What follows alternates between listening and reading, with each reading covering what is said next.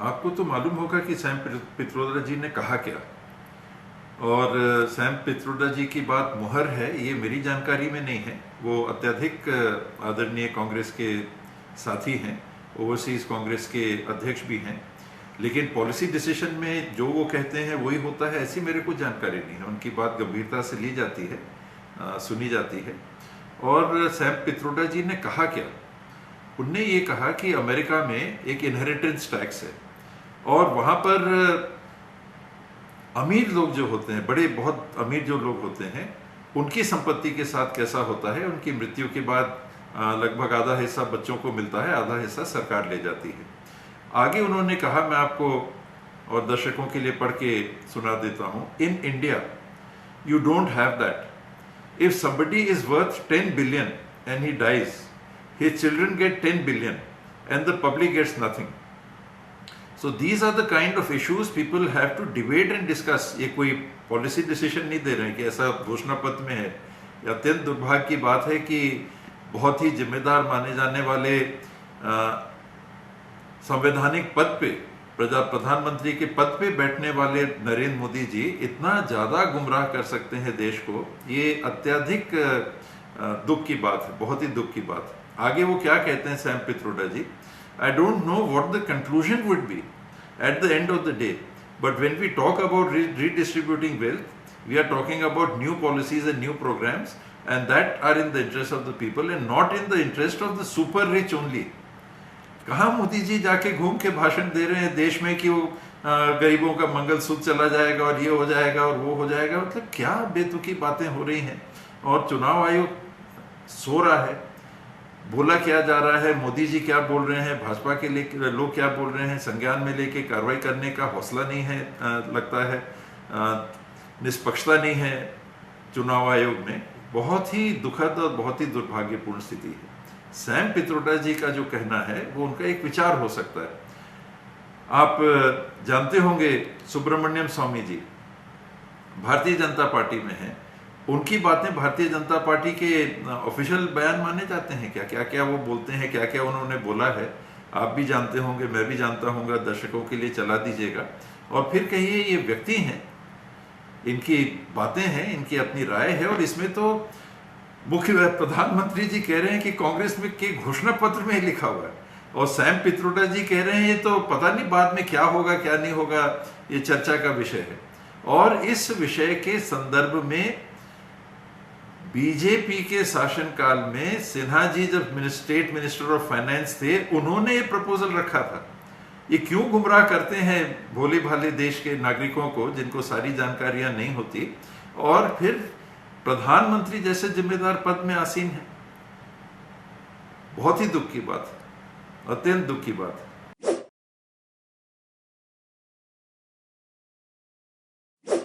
इसमें government land की बात इसमें लिखी हुई है। इसमें ये कहाँ लिखा हुआ है कि आपसे लेके पैसा किसी और को दिया जाएगा? मोदी जी तो ये कह रहे हैं ना कि आपसे पैसा लेके किसी और को दिया जाएगा। ये तो गवर्नमेंट जिसके पास भूमि नहीं है, जो भूमिहीन है, इसको होमस्टेड एक्ट के माध्यम से चर्चा में इसको लाया जाता है कि हर नागरिक के पास, हर देश के परिवार के पास अपनी कम से कम उतनी जमीन होनी चाहिए जिसमें कि वो घर बना के रह सकें, और कुछ आंगन हो, कुछ बाड़ी हो, खेत गांव तरफ है तो कुछ और जमीन हो जिसमें वो वेजिटेबल पैच वगैरह लगा सकें। ये कंसेप्ट उसका है, सरकारी जमीन। ये प्राइवेट आपकी आमदनी लेने की बात कहाँ है इसमें? आपने स्वयं खुद पढ़ के सुना दिया।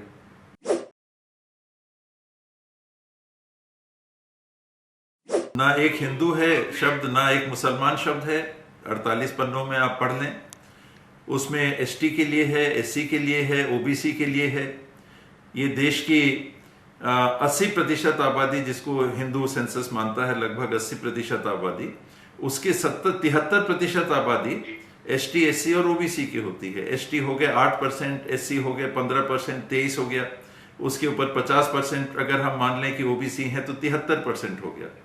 तो 80% हिंदू आबादी का बिना हिंदू का नाम लिए कांग्रेस ने एसटी, एससी, ओबीसी जो वर्गीकरण किया हुआ है उनके लिए कहा कि हम विशेष ध्यान देंगे, और बाकी के लिए 10% आरक्षण इकोनॉमिकली वीक जो अन्य अनारक्षित वर्ग के लोग हैं उनके लिए प्रावधान सुप्रीम कोर्ट ने मंजूर कर दिया है।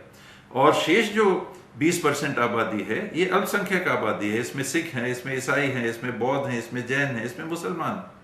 उनके लिए 20% के लिए अलग बातें हैं कि अल्पसंख्यकों के लिए जो अधिकार संविधान में है उस हिसाब से कांग्रेस उनकी व्यवस्था करेगी। इसका लेके उसको देना, उसका लेके इसको देना, ये कहां लिखा हुआ है?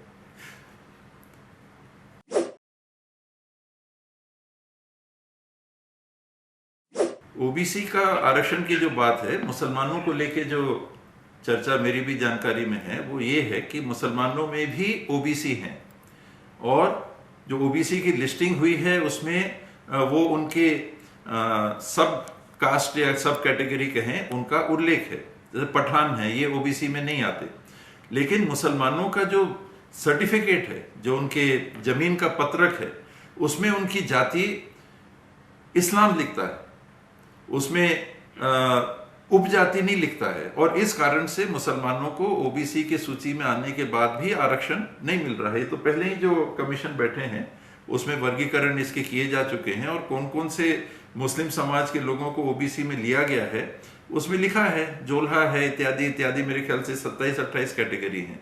लेकिन उनको आरक्षण इसलिए नहीं मिलता क्योंकि उन्हें जो अपने रजिस्ट्रेशन कराया है, संपत्ति इत्यादि का रजिस्ट्रेशन कराया है, जिसके आधार पे राजस्व विभाग, एसडीएम सर्टिफिकेट देते हैं कि आपकी जाति क्या है, तो उसमें उन्होंने उस उपजाति को लिखा नहीं है, इसलिए उन लोग को आरक्षण नहीं मिलता, वरना उनका तो पहले ही से है।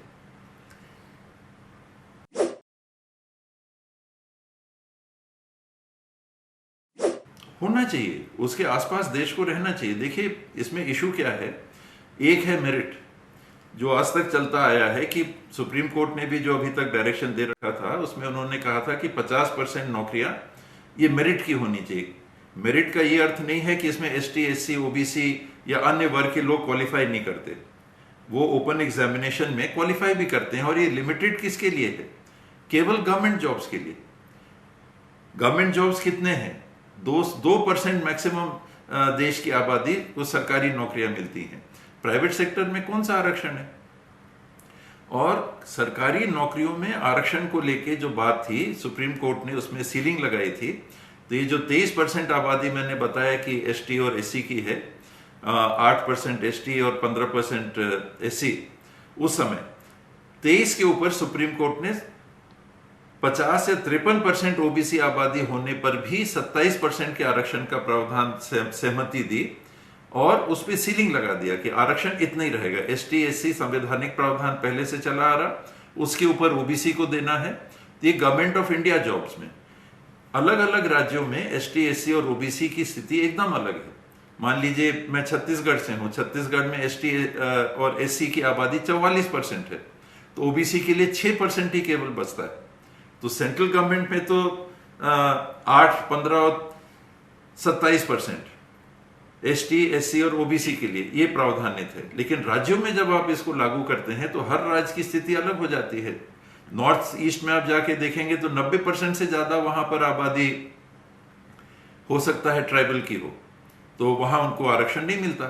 छत्तीसगढ़ के अंदर जाके देखिएगा तो कई जिले हैं जिसमें 90% आबादी ट्राइबल की है, लेकिन उनका आरक्षण अभी क्योंकि जो पैमाना बना है तो 32-33% ही उनको आरक्षण मिलता है। तो नेशनल लेवल का आरक्षण, स्टेट लेवल का आरक्षण, इसमें भी भिन्नता है। और स्टेट्स ने भी जिन्होंने अपने आपको 9th शेड्यूल में इंक्लूड करा लिया है, वहां पर 50% से ज्यादा भी आरक्षण प्राप्त हो रहा है, आज भी प्राप्त हो रहा है। तो ये जो डिबेट है, ये अफर्मेटिव एक्शन जिसे हमारे देश में रिजर्वेशन हम कहते हैं, और मेरिट, इसके बीच की बात है। और अभी जो देखने में आ रहा है, एक प्राइवेट सेक्टर में ये लागू नहीं है, दूसरा गवर्नमेंट सेक्टर में जहां लागू है मात्र 2% आबादी को सरकारी नौकरियां मिलती हैं। उससे ज्यादा सरकारों की आर्थिक स्थिति ही नहीं रहती है कि वो तनख्वाह दे सकें, डेवलपमेंट के लिए, काम के लिए पैसा चाहिए होता है इत्यादि। तो ये आरक्षण को लेके स्थितियां, जिनकी जितनी आबादी, उनको कम से कम गवर्नमेंट फंड्स में तो हक मिलना चाहिए। नौकरियां तो एक अलग बात आ जाती है। आप अभी विधानसभा, लोकसभा, पंचायती राज, नगरीय निकाय के चुनाव कराते हैं, तो जिनकी जितनी आबादी है उतनी सीटें उनको आप देते हो। तो जो पैसे मिलते हैं, पैसों में भी समाज के वर्गों को उनके आबादी के अनुपात पैसा क्यों नहीं मिलना चाहिए? ये तर्क कांग्रेस पार्टी का है और मैं उससे सहमत हूं।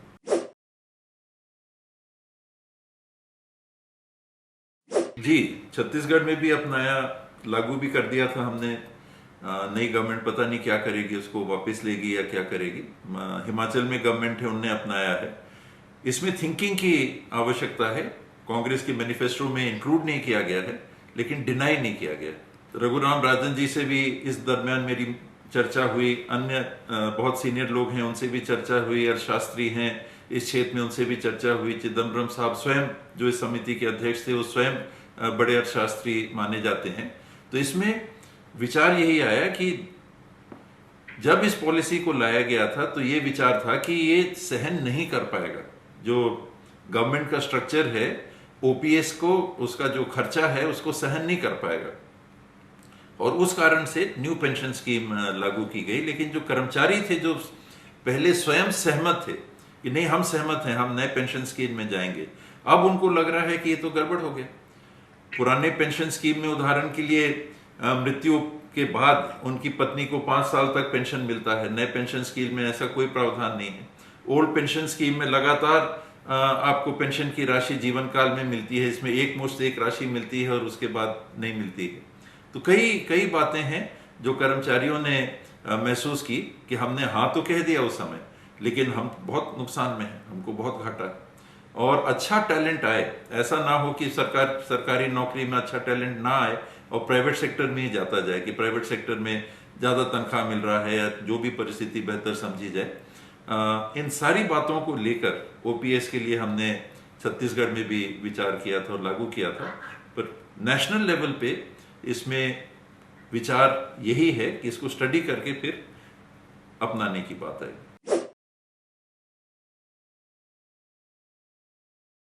हम सबको मर्यादित रखनी चाहिए, इसमें कोई दो बातें नहीं है। इसमें हर व्यक्ति के ऊपर ये लागू होना चाहिए, किसी पार्टी या किसी व्यक्ति को इसके लिए छूट नहीं होनी चाहिए। जहां तक मैं चरणदास जी को जानता हूं, वो मजाकिया लिहाज के आदमी हैं। क्या उनने किस संदर्भ में कहा फिर मैं जान नहीं रहा हूं।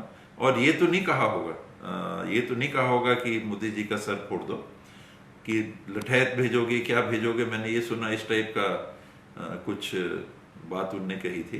बहरहाल हर व्यक्ति को भाषा संयमित रखनी चाहिए।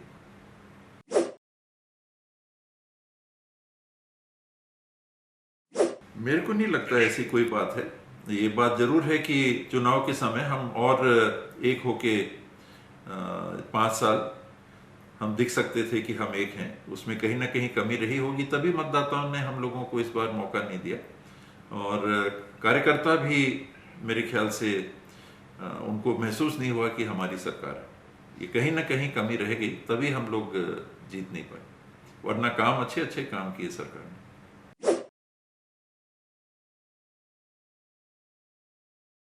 प्रधानमंत्री जी, अमित शाह जी, नड्डा जी, भारतीय जनता पार्टी जिनको सबसे ज्यादा करप्ट कह रही थी, उनको अपने साथ शामिल करके सरकार चला रही है। तो उसके लिए क्या बोला जाएगा? ये दुर्भाग्यजनक एक स्थिति रहती है राजनीति में, हमको देखने को मिलता है कि जिनके ऊपर 70,000 करोड़ का आपने आरोप लगाया, आज वो महाराष्ट्र के डिप्टी चीफ मिनिस्टर हैं। ये स्वयं मोदी जी ने और अमित शाह जी ने जिनके संदर्भ में ऐसी बातें कही, या तो वो बातें बेबुनियाद थी, या वो बातों का कोई मायना नहीं है कि आप विपक्ष में हो तो 70,000 का घोटाला, हमारे साथ आ जाओ तो चुप, कोई कार्रवाई नहीं। आम आदमी पार्टी एक राष्ट्रीय स्तर पे राष्ट्रीय पार्टी बनने की पहल कर रही हुई थी, और उस परिस्थिति में कहीं कोई समझौता नहीं था कि राज्यों में हम साथ में चुनाव लड़ेंगे। अभी भी इस चुनाव में भी आप देखें तो पंजाब में मेरे ख्याल से दोनों दल लड़ रहे हैं। जैसे केरल में कम्युनिस्ट पार्टी और एलडीएफ और यूडीएफ आमने सामने हैं। तो जहां वैसी परिस्थिति रहती है वैसा है। उस समय कोई ऐसी बात नहीं थी, तो आम आदमी पार्टी अपनी बात कर रहे थे। आज साथ हैं तो कॉमन मिनिमम प्रोग्राम मान लीजिए, देश के हित में जो बात आ रही है, अब मैं जीतूंगा कि आप जीतोगे, इससे बड़ा देश की स्थिति दिख रही है, संवैधानिक संकट दिख रहे हैं, बड़ी बड़ी चीज़ें देश में हो जा रही हैं। आप देखें स्वयं किस प्रकार के भाषा का उपयोग देश के प्रधानमंत्री तक को करना हो रहा है, यानी कैसे क्या हो रहा है देश में। आप देखें, इन बातों को गंभीरता से लेते हुए मुझे लगता है जो लोग आपस में भी पहले आमने सामने सीधे टकराते थे, आज साथ आने का उन्होंने निर्णय किया।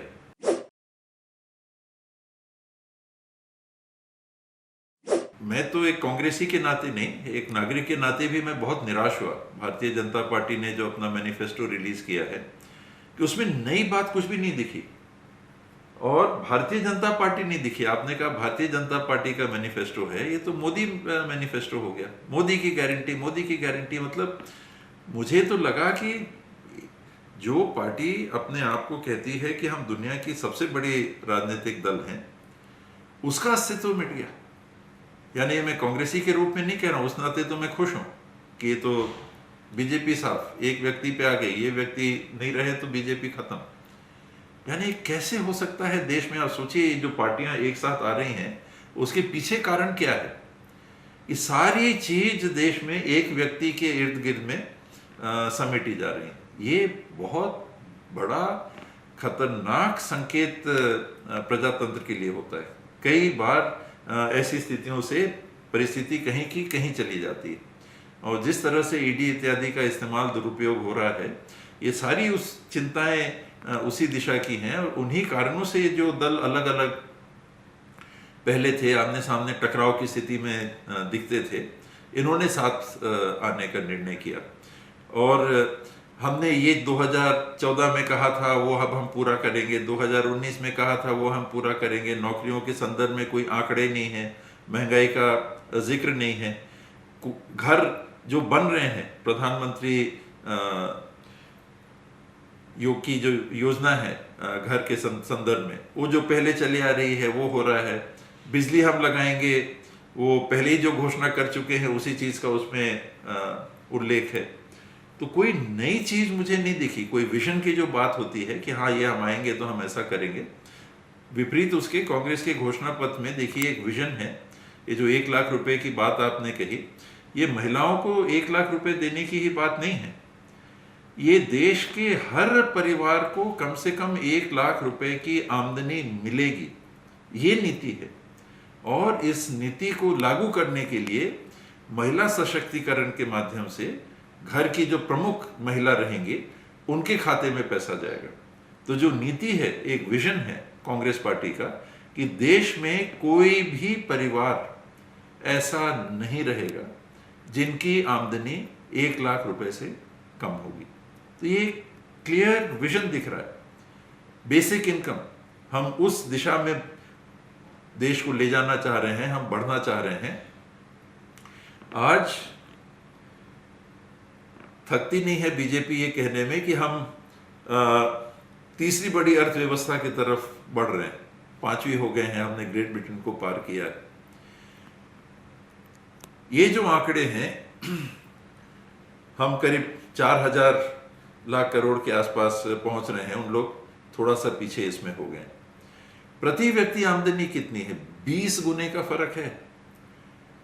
जो बड़े पहले 10 देश ही देख लीजिए, ऐसे देखिएगा तो आप बहुत नीचे हैं। हमारा देश अभी बहुत नीचे है। ये नहीं वो बोलते हैं कि हम व्यक्ति की, परिवार की, व्यक्ति की आमदनी हम बढ़ाने की दिशा में काम करना चाहेंगे।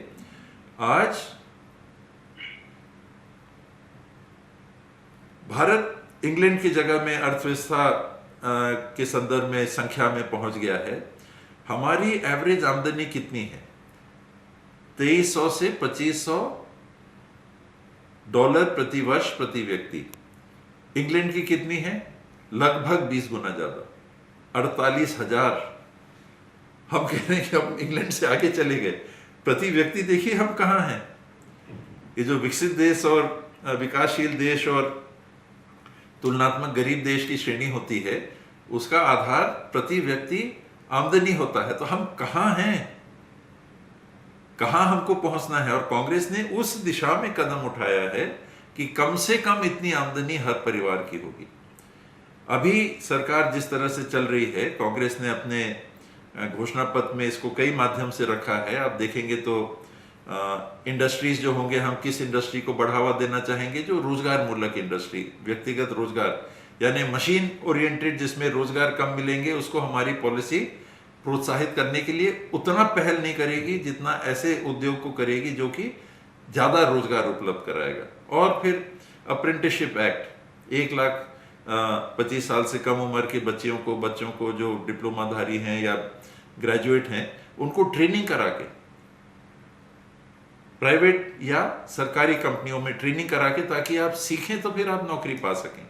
ये बुनियादी जो पहल है, बुनियादी जो सोच है, ये भाजपा के मैनिफेस्टो में या मोदी गारंटी में कहाँ दिख रहा है? कहाँ दिख रहा है? ये जो देश को आगे ले जाने की बात है, वो वहां कहाँ दिखती है?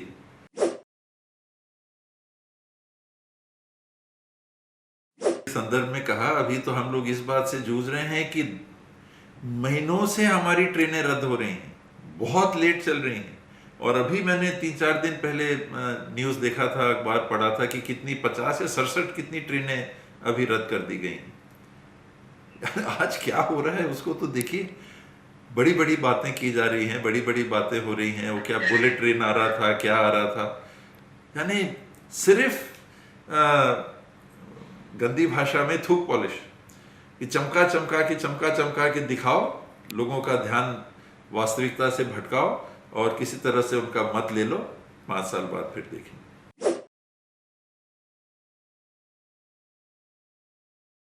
राष्ट्रीय स्तर के चुनाव में जो हमको नुकसान हुआ, वो परसेप्शन की जो लड़ाई थी, वो हम हार गए। यूपीए 2 में उन्होंने इतना दुष्प्रचार किया, कोल स्कैम, तो ये स्कैम, तो वो स्कैम, तो 2G स्कैम, पता नहीं क्या क्या, पैरालिसिस हो गई है। आज कहते हैं कि लोकसभा चलनी चाहिए, उस समय वो लोकसभा चलने ही नहीं दिए, दिनों दिन लोकसभा चलने नहीं दिए। कांग्रेस ने अभी जैसा 145 से 147 सांसदों को निलंबित किया, ऐसा उस समय कभी कार्रवाई किया क्या? कांग्रेस ने कभी नहीं किया। लेकिन कहीं ना कहीं हमसे वहां ये ऐसी चूक हो गई कि हमने इनका नैरेटिव चलने दिया। लोगों में जो ये प्रचारित कर रहे थे, हम ये भरोसा कर रहे थे नहीं, लोग समझेंगे कि जो बातें हो रही हैं इसमें कोई आधार नहीं है। और आज किसको सजा मिली? कहाँ गया 2G स्कैम? कहाँ गया वो कोयला स्कैम? किसके ऊपर कार्रवाई हुई? हाँ, मुद्दे बना दिए गए, मुद्दा था नहीं, मुद्दा बना दिया गया। अगर इतनी बड़ी चोरी हुई देश में तो कार्रवाई तो आपको करनी चाहिए ना। सुप्रीम कोर्ट ने, हाई कोर्ट ने बरी कर दिया। आपने परसेप्शन के वॉर से राजीव गांधी जी तक की छवि को प्रभावित करके अंततः उनको भी हराने की स्थिति में लाए। जहां 423 सीटें जीत के कांग्रेस के प्रधानमंत्री राजीव गांधी जी बने थे, बोफोर्स आपने लाया। क्या हुआ बोफोर्स में? उनकी मृत्यु उपरांत सुप्रीम कोर्ट कहती है कि कहीं कोई बात नहीं है, निर्दोष उनको निर्णय किया गया। लेकिन मृत्यु के बाद, तब तक ये जो खेल करने वाले लोग हैं, ये खेल कर गए। जैसे अभी सैम पित्रोडा की बात कर रहे हैं और सीधे मंगलसूत्र पे पहुंच गए मोदी जी। किसके मंगलसूत्र? वो कह रहे हैं पब्लिक का लेना चाहिए। और सैम पित्रोडा की बात में भी बात क्या है कि जो बहुत अमीर है, और बहुत अमीर की स्थिति आज क्या है? आज विश्व में, देश में पिछले 10 सालों में अंतर्राष्ट्रीय संस्थाओं का जो एक आकलन सामने आया है कि 1% देश की आबादी के पास 40% देश का धन है, 22% आमदनी है, और 40% देश का धन 1% आबादी के पास है। 5% आबादी के पास 62% देश का धन है आज के दिन में। ये जो मोदी जी की पॉलिसीज हैं, उसने 10 साल में देश को क्या किया है कि आज 1% आबादी के पास जो 40% देश का धन है, ये धन अमेरिका में भी नहीं है, साउथ अफ्रीका में भी नहीं है, ब्राजील में भी नहीं है, और देशों में कहीं ऐसी स्थिति नहीं है कि 1% आबादी के पास। अब बताइए, अमेरिका सबसे विकसित देश माना जाता है, वहां के भी नागरिकों के पास बहुत बहुत बहुत बड़े बड़े अमीर वहां पर हैं, लेकिन उस देश के भी 1% आबादी के पास 40% देश का धन नहीं है। वो बटा हुआ है, यहां सिमटा हुआ है। हमारी देश की 50% आबादी के पास देश का 3% धन है। 3%। 1% के पास 40%, 4% और जोड़ दीजिए तो 22% और वो 4% के पास है, और 50% के पास 3% धन है। ये हमको मोदी की गारंटी से हमको मिला है। आपने ये दिया वो दिया, लेकिन दूसरों को इतना ज्यादा दे दिया। 16 लाख करोड़ का ऋण ऐसे लोगों का अगर आप माफ करोगे तो 1% लोगों के पास 40% धन तो देश का पहुंच ही जाएगा। गलत नीति, गलत दिशा की नीति।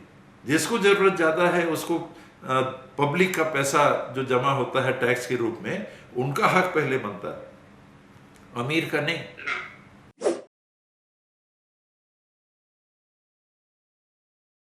मेरे ख्याल से अब उनको टिकट चाहिए था। पहले मैं भी कमेटी में था, मेरे से भी उनने संपर्क किया था कि नहीं बाबा झारखंड से टिकट का हो जाए। अब वो बताइए झारखंड के बाद फिर राजस्थान कि वहाँ से भी टिकट चाहिए।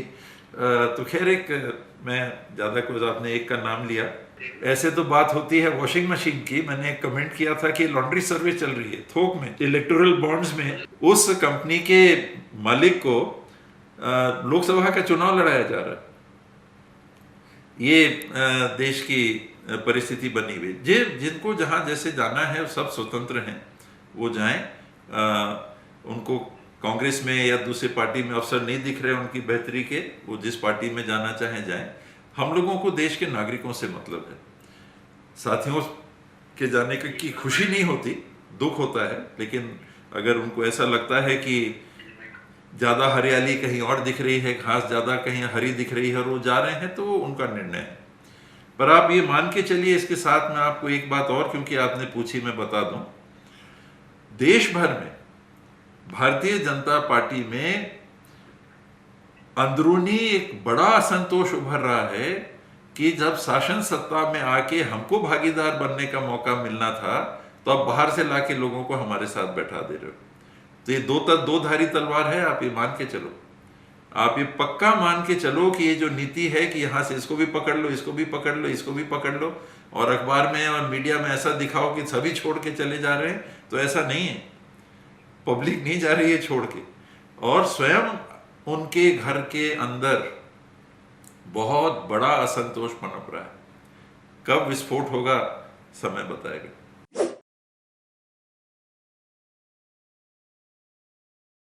जी, मोदी जी असली में अत्यधिक विचलित है। पहले राउंड में जो पुश साउथ वाली जो उनकी नीति थी और जो उनको लगता था कि उनको सफलता मिल जाएगी, वहाँ की जो भी फीडबैक आई है उसने उनको पूरी तरह से निराश किया है। 132 सीटें अगर लक्षद्वीप और अंडमान निकोबार आइलैंड को जोड़ लेते हैं तो 132 सीटें वहाँ हैं। पिछले चुनाव में 29 सीटें कांग्रेस और भाजपा को वहाँ मिली। 132 में 29 कांग्रेस, 29 भाजपा को, और इस 29 में से 25 सीटें भाजपा को कर्नाटक में मिली। जो भी रिपोर्ट मोदी जी के पास आई होगी, उसने उनको ऐसा विचलित कर दिया है कि इस स्तर का जो सोचा नहीं जा सकता वैसा प्रचार मोदी जी के मुख से अभी निकल रहा है, जो कल्पना नहीं की जा सकती। ये बयान काबिलियत के बयान है कि आप मेरे को बताओ, देश के प्रधानमंत्री के गरिमा के अनुरूप के बयान है क्या अभी जो बयान आ रहे हैं? ये केवल विचलन के बयान है। दिख रहा है कि जो सोचा था वैसा नहीं होने वाला है। आज की स्थिति 370 की बात हो रही है, 270 भी हो जाए तो बहुत है, ऐसा फीडबैक चारों तरफ से आ रहा है। स्थिति ठीक नहीं है, बिल्कुल स्थिति ठीक नहीं है, और उसको काटने के लिए सब प्रचार कराया जा रहा है। कौन प्रधानमंत्री बनेंगे इंडिया गठबंधन के, किस पार्टी को कितने सीट मतदाता देते हैं, किस पार्टी की क्या स्थिति रहेगी, जिनको सबसे काबिल माना जाएगा, सबकी सहमति से जब मिलके चुनाव लड़ रहे हैं तो मिलके वो निर्णय होगा, वो प्रधानमंत्री बनेंगे। देखिए, बंद कमरों की बात है, उसकी मर्यादा रखूंगा, मैं अभी भी रखना चाहूँगा। क्या तय हुआ था, क्या बात हुई थी, कैसा हुआ, क्यों नहीं हुआ, चर्चा थी, मीडिया में भी काफ़ी चर्चा थी कि 2.5 साल वाली बात है, वो नहीं हो सका, जिन कारणों से भी नहीं हो सका। मैं जब निर्णय लिया, राजनीति में मैं आना नहीं चाहता था कभी, कांग्रेस पार्टी का सदस्य भी नहीं बना था जो पन्ना भरते हैं। जब कांग्रेस आई कि सदस्यता अभियान में लोग सदस्य नहीं बन रहे थे, मेरी माता, मेरी बहन को जेल हुआ था, लाठी उनको पड़ी थी, नाक टूटा था, हाथ टूटा था, मम्मी और मेरी बहन जो अभी हिमाचल में ब्याही हैं, वो जेल में गए, तो भी मैं पार्टी का सदस्य नहीं था। जब सदस्यता अभियान चल रहा था और उस समय जो सदस्यता के फॉर्म भर रहे थे, एक दिन मिले अंबिकापुर में जयस्तंभ चौक में, जीप में उतर के कहे कि बाबा बड़ा गड़बड़ हो रहा है, कोई सदस्य ही नहीं बनना चाह रहा। उस दिन मैंने कांग्रेस की सदस्यता पे हस्ताक्षर किए थे, और उस दिन से, और ये मेरा स्वभाव है कि जहाँ हूँ तो मैं उस समूह के अनुशासन को भी मानता हूँ। परिवार में हूँ तो परिवार का अनुशासन, राजनीति में हूँ तो राजनीति का अनुशासन, अपनी राय रहती है, मैं रखता हूँ। परिवार है तो परिवार में भी, पार्टी है तो पार्टी में भी। फिर मुखिया ने जो निर्णय किया, मैं उसके हिसाब से चलता हूँ। तो ये मौका मुझे मिलता मुख्यमंत्री के रूप में काम करने का, तो मुझे बहुत खुशी होती। मैं भी अपने तरफ से कोशिश करता छत्तीसगढ़ के लिए कुछ करने का। नहीं मिला तो मैं हाईकमांड का जो फैसला है उसके सम्मान में अपने जिम्मेदारियों को निभाता हूँ।